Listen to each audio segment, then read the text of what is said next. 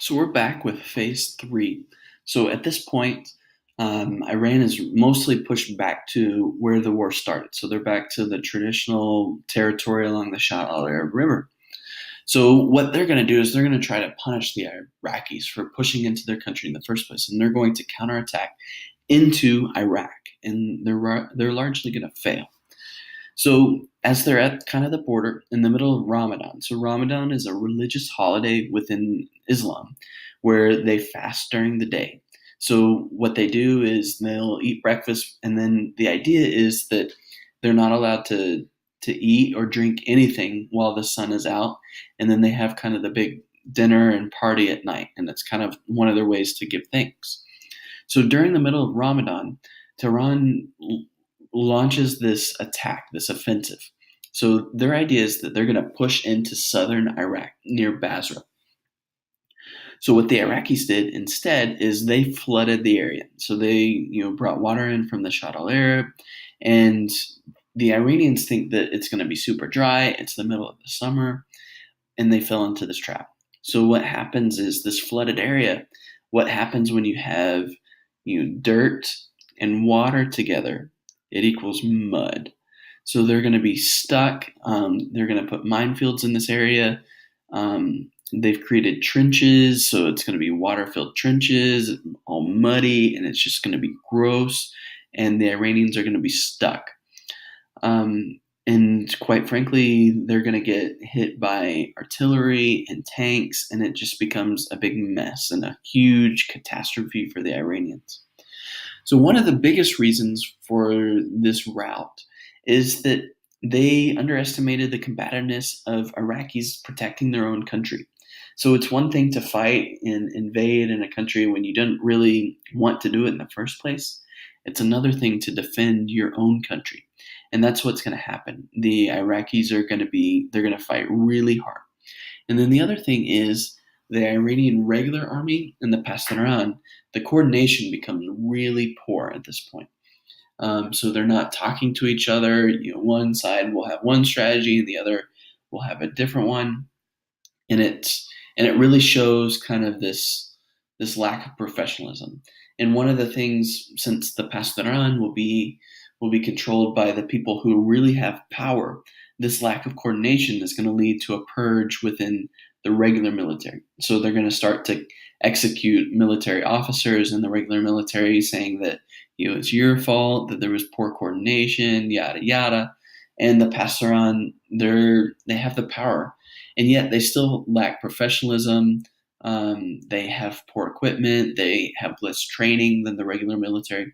So it becomes, even though they're the ones with more power, they're the poorer group. So here's some pictures from this offensive. You just see the mud. It's impossible to actually move forward in all of this mud, and you're just stuck. Further offensives. So they're going to launch an offensive called the Ibn Akil offensive, and they're going to do this kind of more in the central area. But what happens is they don't have proper air support. So usually within an area of, when you have an offensive, you have planes that can be kind of low to the ground. And these airplanes will be there so that they can attack, troops on the other side. It kind of allows it. They fire big guns and missiles in an area where you're trying to attack. So they take out the enemy before you push in through. So because the Iranians don't have proper air support and they have really poor anti-tank missiles, they're not really able to attack tanks, and they're just going to get mowed down by the tanks and the machine guns as they're trying to push forward. So these offensives by the Iranians basically fail. So what Saddam Hussein wants to do is he says, quit attacking us. So therefore, as kind of an act of retaliation, is he starts to bomb cities. And this becomes kind of one of the earlier incidents of what we call the War of the Cities. So he starts using Scud missiles, which are long-range missiles, which allow him to attack cities, from Iraq, from the comfort of Iraq, send them, 400 kilometers away, And even though they're not very accurate, they still create a lot of destruction. And so this will be kind of a back and forth, which is going to affect civilians more than anything else. Additionally, as both sides, they realize that this offensive, it doesn't really work. Pushing into it, they're going to create kind of trench warfare.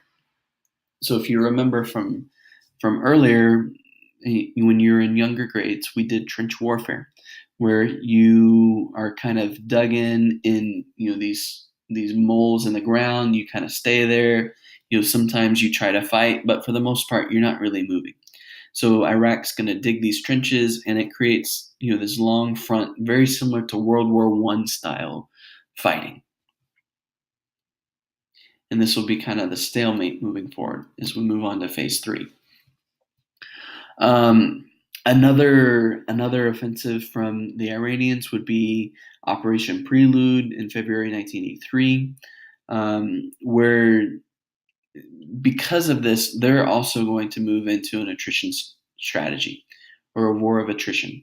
So they're also going to kind of get into trenches, and it'll be very similar to World War I, where every once in a while there will be like an attack. But for the most part, they're going to stay in the trenches. They're going to just wait.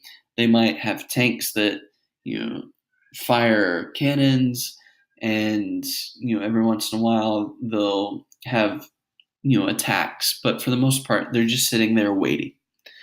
The Iranians, they do try to attack some during the spring and summer of 1983, but for the most part, it's very limited. They don't really have any gains. There's large casualties, and as revenge for continuing to attack Iraq, Saddam Hussein orders Scud missiles to be fired at Iranian cities. So this is more of the War of the Cities. And because Saddam Hussein's doing this to Iranian cities, they're going to retaliate by firing missiles at Basra. So Basra being the main city kind of on the border. It's the main Iraqi city where they have a lot of oil. They're able to ship oil from. It's kind of their major port. And it's going to become kind of the key city that both sides are going to either try to take or defend. So here's some pictures of the trench warfare. You see it's kind of dug in areas where soldiers are just kind of stuck.